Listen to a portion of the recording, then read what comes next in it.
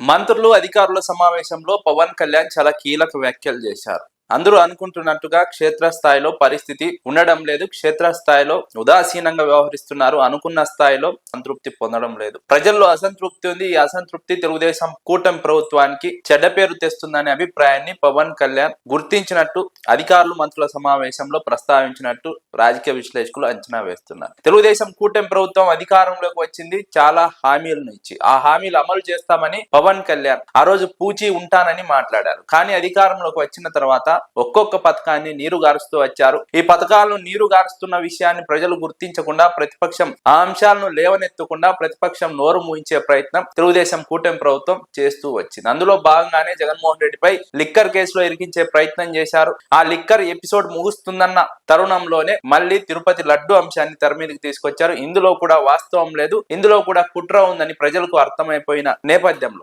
పవన్ కళ్యాణ్ వాస్తవాలని గుర్తిస్తున్నారు. క్షేత్రస్థాయిలో ఉన్నటువంటి వాస్తవాలను గుర్తించే పవన్ కళ్యాణ్ అధికారులు, మంత్రుల సమావేశంలో మాట్లాడారు. ఇప్పటి వరకు తెలుగుదేశం కూటమి ప్రభుత్వం అధికారంలోకి వచ్చిన తర్వాత ఇచ్చినటువంటి సంక్షేమ పథకాలు, అమలు చేసినటువంటి సంక్షేమ పథకాల విషయంలో ప్రజలకు సంతృప్తి లేదు, అసంతృప్తితో ఉన్నారన్న విషయాన్ని పవన్ కళ్యాణ్ గుర్తించారు. అందుకే ఈ విషయాన్ని ఆ సమావేశంలో ప్రస్తావించారు. అదే సమయంలో 15 ఏళ్ల పొత్తు, 15 ఏళ్ల అధికారం అంటూ మాట్లాడిన పవన్ కళ్యాణ్ కు వాస్తవం బోధపడింది. క్షేత్రస్థాయిలో ఉన్నటువంటి పరిస్థితులు బోధపడ్డాయి. అందుకే ఇప్పుడు 5 ఏళ్ల పాటు పూర్తి స్థాయిలో అధికారంలో ఉంటామని మాట్లాడుతున్నారు. ఒకవైపు సంక్షేమ పథకాల అమలు, ప్రజల్లో ఉన్నటువంటి అభిప్రాయం, ప్రజల్లో ఉన్నటువంటి అసంతృప్తి, వీటన్నిటిని కూడా పవన్ కళ్యాణ్ గుర్తించారు, గమనించారు. ఈ నేపథ్యంలోనే పవన్ కళ్యాణ్ ఈ విషయాలను ప్రస్తావిస్తున్నారు.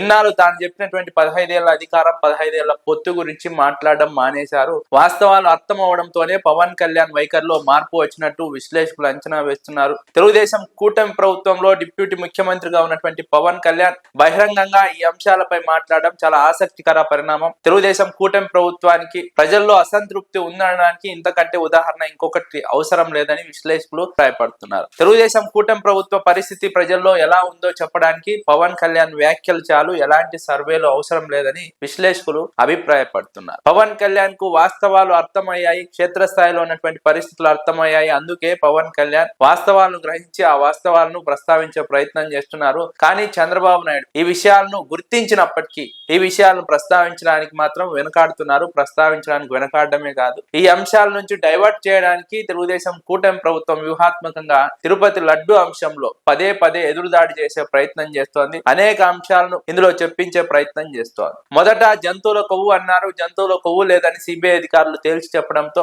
ఆ తర్వాత సింథటిక్ నెయ్యి అన్నారు, సింథటిక్ నెయ్యి కూడా కాదని తేలడంతో మళ్ళీ ఇప్పుడు బాత్రూమ్ కెమికల్స్ అని మాట్లాడుతున్నారు. ఇలా అనేక రకాలుగా ఈ అంశంని ప్రజల్లో అనుమానాలను రేకెత్తించి ప్రజలను కన్ఫ్యూజన్ గురి చేసి, అదే సమయంలో ప్రజల్లో ఈ అంశం పైన చర్చ జరుగుతూ ఉంచడం ద్వారా ప్రభుత్వం సంక్షేమ పథకాల అమలు గురించి లేదా ఇచ్చిన హామీల గురించి ప్రజలు ఆలోచించకుండా, మాట్లాడకుండా, ప్రతిపక్షాలు ఆ అంశాలపై ప్రశ్నలు లేవనెత్తకుండా వ్యూహాత్మకంగా ఒక కవర్ డ్రైవ్ చేస్తున్నారు. లేదంటే తిరుపతి లడ్డు అంశంలో ఇంత జరిగినాక కూడా ఇంకా చంద్రబాబు నాయుడు ఈ అంశాన్ని పట్టుకొని వేలాడుతున్నారంటే అందులో వాస్తవం లేకపోయినప్పటికీ కూడా తిరుపతి లడ్డు అంశాన్ని పదే పదే ప్రస్తావిస్తున్నారంటే దానికి కారణం ప్రజలను డైవర్ట్ చేయడమే లక్ష్యంగా పెట్టుకొని తిరుపతి లడ్డు అంశాన్ని ఈ విధంగా నాడ్చుతూ ముందుకు తీసుకువెళ్తూ ఉన్నారన్నది విశ్లేషకుల అంచనా.